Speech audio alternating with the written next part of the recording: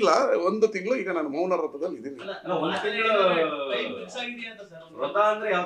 ಅಲ್ಲ, ಈ ವಿಚಾರ ಮಾತಾಡಬಾರ್ದು ಅಂತ ಒಂದು ತಿಂಗಳು ನಾನು ನನಗೆ ನಾನೇ ಸ್ವಯಂ ನಿರ್ಬಂಧ ಹಾಕೊಂಡು, ನಿನ್ನೆ ಬೆಳಗಾವಿಯಲ್ಲೂ ಮೀಡಿಯಾದವ್ರು ಕೇಳಿದಾಗಲೂ ಸ್ವಯಂ ನಿರ್ಬಂಧ ಹಾಕೊಂಡು ಇದ್ದೀನಿ. ಅವರು ಮುಖ್ಯಮಂತ್ರಿಗಳ ಸುಪುತ್ರ, ನಮಗಿಂತ ನಿಮಗಿಂತ ಜವಾಬ್ದಾರಿ ಇರ್ತದೆ.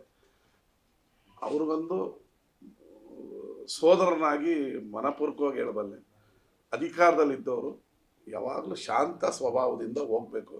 ಇನ್ನೊಬ್ಬನ ರೊಚ್ಚಿಗೆ ಇಳಿಸೋ ಪದಗಳನ್ನು ಉಪಯೋಗಿಸಬಾರ್ದು, ಅದು ಯಾರಿಗೂ ಉಪಯೋಗ ಇಲ್ಲ ಅಂತ ಹೇಳಿ ಮತ್ತೆ ಮೌನಕ್ಕೆ ಜಾರ್ತಿದ್ದೇನೆ. ಯಾರು ಕೂಡ ಮಾತಾಡ್ತಾ ಇರಲಿಲ್ಲ ಸರ್. ಮೊದಲನೇದಾಗಿ ಮತ್ತೆ ಮಾತಾಡದಂತವ್ರು ಯತೀಂದ್ರ ಅವರು, ನಂತರ ಮಾತಾಡದಂತವ್ರು ಜಮೀರ್ ಅಹಮದ್ ಅವರು. ಸಿದ್ದರಾಮಯ್ಯನವ್ರನ್ನ ಇಳಿಸಕ್ಕಾಗತ್ತಾ, ಯಾರಿಗಾದ್ರೂ ತಾಕತ್ತಿದೆಯಾ ಅನ್ನೋ ತರದಲ್ಲಿ ಮಾತಾಡ್ತಾರೆ ಅವರು. ಒಂದು ತಿಂಗಳು ಮೌನ. ಡಿಕೆ ಸುರೇಶ್ ಅವರು ಕೂಡ ಒಂದು ಡಿನ್ನರ್ ನೋಡ್ರಿ, ಈ 2 ನಿಮಿಷ ನಿನ್ನೆ ನನಗೂ ಮೆಸೇಜ್ ಬಂದಿತ್ತು, ನಾನು ಬೆಂಗಳೂರಿಗೆ ಬಂದಿದ್ದೆ, ಹೋಗಲಿಲ್ಲ.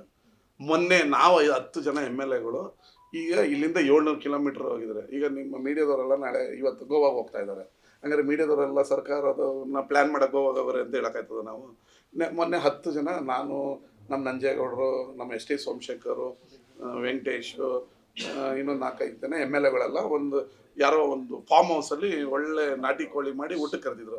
ಊಟ ಮಾಡ್ಕೊಂಬಂದೆ. ಮೀಡಿಯಾದ ಏನು ಸರ್ ಇವತ್ತೆಲ್ಲ 12 ಜನ ನೀವು ಸೇರ್ಕೊಂಡ್ಬಿಟ್ಟಿದ್ರು, ಏನು ಹೇಳ, ನಾವು ಊಟಕ್ಕೆ ನೆನ್ನೆನೋ ಒಬ್ಬ ದೊಡ್ಡಣ್ಣನವರ್ ಅಂತೇಳಿ ನಮ್ಮ ಡಿ ಕೆ ಶಿವಕುಮಾರ್ ಅವರ ಅತ್ಯಾಪ್ತರು, ಮೊದಲು ಕಾಂಗ್ರೆಸ್ನ ಜಿಲ್ಲಾ ಅಧ್ಯಕ್ಷ ಆಗಿದ್ರು ಅವ್ರ ತಂದೆ. ಅವ್ರ ಎಸ್ಟೇಟಲ್ಲಿ ಒಳ್ಳೆ, ಈಗ ಬೆಳಗಾವಿ ಬೆಂಗಳೂರಲ್ಲಿ ಸೆಷನ್ ಇರ್ಬೇಕಾದ್ರೆ ನಮ್ಮ ಮನೆಯಲ್ಲಿ ನನ್ನ ಸ್ನೇಹಿತರು ಉತ್ತರ ಕರ್ನಾಟಕ MLAಗಳು ಅವ್ರು ಇವ್ರು ಊಟಕ್ಕೆ ಕರಿತೀನಿ. ಒಂದು ಗೆಸ್ಚರ್ ರೀ ಅದು. ಅವ್ರು ಅಲ್ಲಿಂದ ಬಂದಾಗ ಈಗ ಬೆಳಗಾವಿ ನಮ್ಮ ಸವದತ್ತಿ MLA ಅವರು ಇವರೆಲ್ಲ ನಮ್ಮನ್ನು ಊಟಕ್ಕೆ ಕರೀತಾರೆ. ಹಂಗಂದಿದ ತಕ್ಷಣ ನಾಯಕತ್ವ ಬದಲಾವಣೆಗೆ ಊಟಕ್ಕೆ ಸೇರ್ಕೊಂಡಿದ್ದಲ್ಲ. ಈಗ ನೀವು ಬೆಳಗಾವಿ ಇದಕ್ಕೆ ಮೀಡಿಯಾ ಇದಕ್ಕೆ ಹೋಗ್ತೀರಾ, ಅಲ್ಲಿ ನಿಮ್ಮ ಸ್ನೇಹಿತರು ಬೆಳಗಾವಿ ರಿಪೋರ್ಟರ್ಗಳು ಅವ್ರ ಮನೆ ಊಟಕ್ಕೆ ಕರೀತಾರೆ. ಏನೋ ನೀವು ಪ್ಲಾನ್ ಹಾಕಕ್ಕೆ ಹೋಗ್ತೀರಾ ಸರ್ಕಾರ ಒಂದು ಗೆಸ್ಚರ್ ಊಟಕ್ಕೆ ಕರೀತಾರ್ರಿ, ಅದೆಲ್ಲ ಏನು ಸಂಕ್ರಾಂತಿಗೆ ಕ್ರಾಂತಿ ಆಗುತ್ತಾ? ಸತೀಶ್ ಜಾರಕಿಹೊಳಿ ಅವರು ಊಟ ಕರೆಕ್ಟ್ ಪಾಯಿಂಟ್. ಅವರು ಊಟಕ್ಕೆ ಕರೆದಿದ್ರು. ಸತೀಶ್ ಜಾರಕಿಹೊಳಿ ಅವರು ನಾಯಕ ಸಮುದಾಯದವ್ರನ್ನೆಲ್ಲ ಊಟಕ್ಕೆ ಕರೆದಿದ್ರು. ಆಯ್ತಾ? ಇನ್ನೊಂದು, ನೆನ್ನೆ ಸೆಷನ್ ಮುಗಿದಿತ್ತು.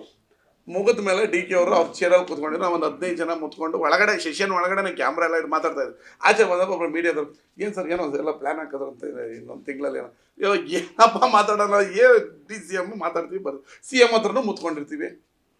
ಅದರಲ್ಲೆಲ್ಲ ಆ ಥರ ಊಟ, ಎಸ್ಟೇಟು, ಗದ್ದೆ, ಮನೆ, ಅಸೆಂಬ್ಲಿ ಒಳಗಡೆ 20 ಜನ MLA ಮಾಡಿದ ತಕ್ಷಣ ನಾಯಕತ್ವ ಬದಲಾಗಲ್ಲ. ಹೈಕಮಾಂಡ್ ಅವ್ರು ಹೇಳಿದ ದಿವಸ ಬದಲಾಗುತ್ತೆ, ಹೈಕಮಾಂಡ್ ಅವ್ರು ಸೂಚಿತ ದಿವಸ ಆಗ್ತದೆ. ಅದು ಬಿಟ್ಟು ನಾನಾಗ್ಲಿ, ನೀವಾಗ್ಲಿ, ಇನ್ನೊಬ್ಬರಾಗ್ಲಿ ಏನ್ ಮಾಡಿದ್ರು ಏನು ಆಗಲ್ಲ. ಅವ್ರು ಇನ್ನೊಂದು ಹೆಜ್ಜೆ ಮುಂದೆ ಹೋಗ್ಬಿಟ್ಟು ಯತೀಂದ್ರ ಅವ್ರು ಹೇಳ್ತಾರೆ ಹೈಕಮಾಂಡ್ ರಿಜೆಕ್ಟ್ ಮಾಡಿದೆ ಪ್ರಪೋಸಲ್ನ ಅಂತ. ಮೌನ.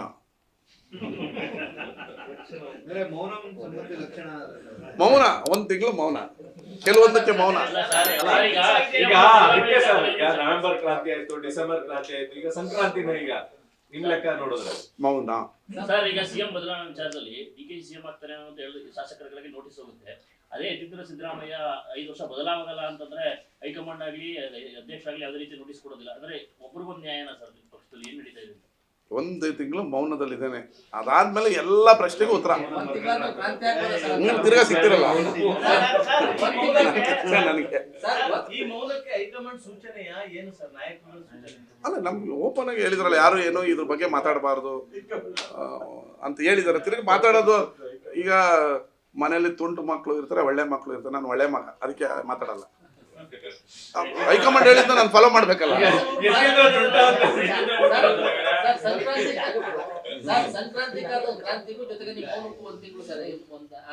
ಮೌನ, ಇವಾಗ ಮೌನ. ಹೈಕಮಾಂಡ್ ಹೇಳಿದೆ ಮೌನ.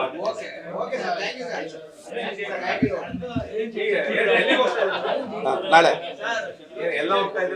ಎಲ್ಲ MLAಗಳು ಅದೇ ವೋಟ್ ಚೋರಿ, ನಮ್ಮ ಪಕ್ಷದ ವತಿಯಿಂದ ವೋಟ್ ಚೋರಿ ವಿರುದ್ಧ ಬೃಹತ್ ಹೋರಾಟವನ್ನು ಭಾನುವಾರ ಬೆಳಗ್ಗೆ ಇದು ದೆಹಲಿಯ ಜಂತರ್ ಮಂತರನ್ನು ಇಟ್ಕೊಂಡಿದ್ದಾರೆ.